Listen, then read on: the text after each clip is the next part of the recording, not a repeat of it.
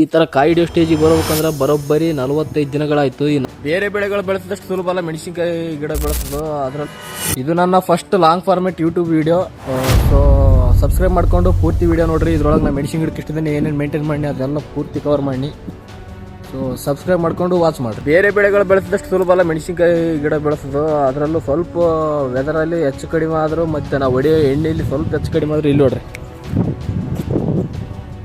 ಇದ್ರಂಗೆ ಮುಟ್ರು ಬರ್ತದೆ. ಇದನ್ನು ಕಂಟ್ರೋಲ್ ಮಾಡ್ಕೊಂತೀವಿ ಬಿಡ್ರಿ, ಅದು ಬೇರೆ ವಿಷಯ ಏನಪ್ಪ ಅಂದ್ರೆ ಗಿಡಗಳು ಹಚ್ಚಿದಲ್ಲಿಂದ ಈ ಕಾಯಿ ಹಿಡಿಯೋ ಸ್ಟೇಜಿಗೆ ಬರ್ಬೇಕು. ಈ ಥರ ಕಾಯಿ ಹಿಡಿಯೋ ಸ್ಟೇಜಿಗೆ ಬರ್ಬೇಕಂದ್ರೆ ಬರೋಬ್ಬರಿ 45 ದಿನಗಳಾಯಿತು. ಈ 45 ದಿನದಲ್ಲಿ ನಾವೇನೇನು ಮಾಡಿವಿ ಈ ಗಿಡಗಳಿಗೆ ಅಂದ್ರೆ ಟೋಟಲ್ ಆಗಿ 5 ಸ್ಪ್ರೇ 2 ಗೊಬ್ಬರ ಹಾಕಿವಿ. ಮತ್ತೆ ಈ ಮುಟ್ರ ಸಲಂದ ಇವತ್ತು ಮತ್ತೊಂದು ಸ್ಪ್ರೇ ಹೊಡಿಕತ್ತೀವಿ. ನಾವು ಹೊಡೆದದ್ದು ಮೊದಲನೇ ಸ್ಪ್ರೇ ಯಾವುದಂದ್ರೆ ಗಿಡ ಹಚ್ಚಿ ನೀರು ಬಿಟ್ಟಿಗೆಸಿ ಒಂದು 10-15 ದಿನ ಬಿಟ್ಟು, ಅಂದ್ರೆ ಗಿಡ ಹಚ್ಚಿಗೆಸಿ ಒಂದು 10 ದಿನ ಬಿಟ್ಟಿಗೆಸಿ ಒಂದು ರೆಡ್ ಮೈಲ್ ಗೋಲ್ಡು ಏನೋ ಒಂದು NPK 19 ಅಂತ ಒಂದು ಹೊಡೆದ್ವಿ. ಅದು ಹೊಡೆದ ಮೇಲೆ ಗಿಡಗಳು ಈ ಥರ ಬಂದಿದ್ವು ನೋಡ್ರಿ. ಹಿಂಗೆ ನೋಡ್ರಿ, ಇವು ಎದಕ್ಕೆ ಯೂಸ್ ಆಗ್ತದಪ್ಪ ಅಂದ್ರೆ ಗಿಡಗಳ ಸ್ಟಾರ್ಟಿಂಗ್ ದಿನಗಳಲ್ಲಿ ಅವಕ್ಕೆ ಪೋಷಕಾಂಶಗಳು ಬೇಕು. ಅದಕ್ಕೆ 19 NPK ಹೊಡೆದ್ವಿ. ಇನ್ನೂ ಒಂದು ರೆಡ್ ಮೈಲ್ ಗೋಲ್ಡ್ ಅದು ಕೊಡ್ದು ಅಂದ್ರೆ ಅದು ಬ್ಯಾಕ್ಟೀರಿಯಾ ಮತ್ತು ಫಂಗಸ್ ಅಟ್ಯಾಕ್ ಆಗಿಸಿ ಗಿಡಗಳು ಸಾಯ್ಬಾರ್ದಂಗಿಸಿ ಅದೊಂದು ಸ್ಪ್ರೇ ಹೊಡೆದ್ವಿ. ಅದಾಗಿ ಒಂದು ವಾರ ಆದಮೇಲೆ ಮತ್ತೊಂದು ಸ್ಪ್ರೇ ಹಾಕಿದ್ವಿ. ಅದು ಯಾವುದಂದ್ರೆ ಒಂದು ಕ್ಲೋರ್ಪೈರಿಫಸ್ 50%, ಇನ್ನೂ ಒಂದು ಬೆನೆವಿಯಾ ಹಾಕಿದ್ವಿ.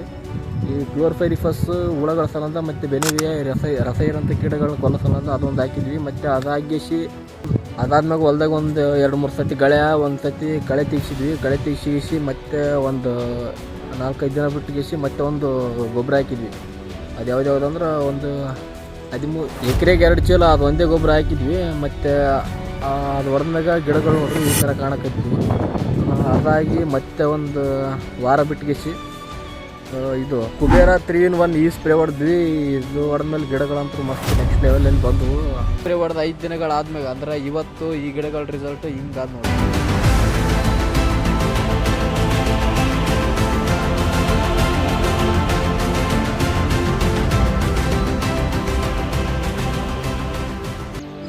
ಅದಾದಮೇಲೆ ಇನ್ನೂ ಒಂದು ಗೊಬ್ಬರ ಹಾಕಿದೆ. ಮತ್ತೆ ಒಂದು ವಾರ ಬಿಟ್ಟಿಗೆಸಿ ಎರಡನೇ ಗೊಬ್ಬರ ಹಾಕೋಷ್ಟಿಗೆ ಗಿಡಗಳಿಗೆ 30-35 ದಿನಗಳೇನು ಆಗಿತ್ತು.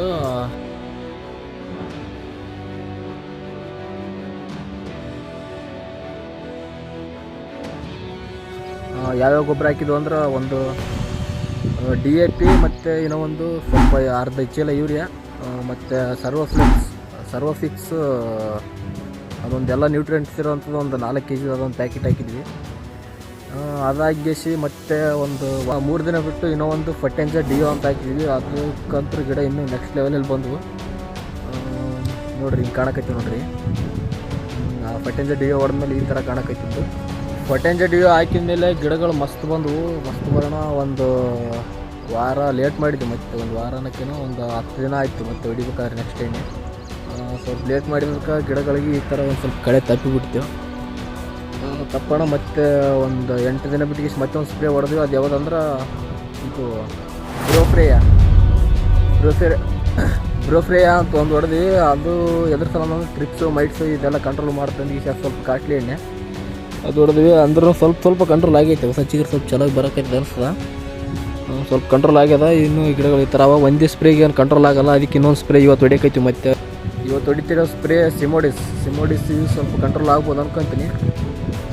ಇದಿಷ್ಟು ನಾವು ಇಷ್ಟು ದಿನ ಈ ಗಿಡಗಳಿಗೆ ಮಾಡಿರೋ ಮೇಂಟೆನೆನ್ಸ್. ಇನ್ನು ಭಾಳ ಮಾಡ್ಬೇಕು. ಇದಕ್ಕೆ ಸುಲಭವಾಗಿ ಬಿಟ್ಟರೆ ಇದು ಗಿಡ ಕೈ ತಪ್ಪಿ ಹೋಗಿಬಿಡ್ತದೆ. ಮೆಣಸಿನ ಗಿಡಗಳಿಗೆ ಮಾತ್ರ ಕೇರ್ಲೆಸ್ ಮಾಡೋಂಗಿಲ್ಲ. ತುಂಬ ಅಂದ್ರೆ ತುಂಬ ನೀಟಾಗಿ ನೋಡ್ಕೋಬೇಕು. ಇಲ್ಲಾಂದರೆ ಗಿಡಗಳು ಕೈ ತಪ್ಪಿ ಹೋಗೋದಂತ ಗ್ಯಾರಂಟಿ.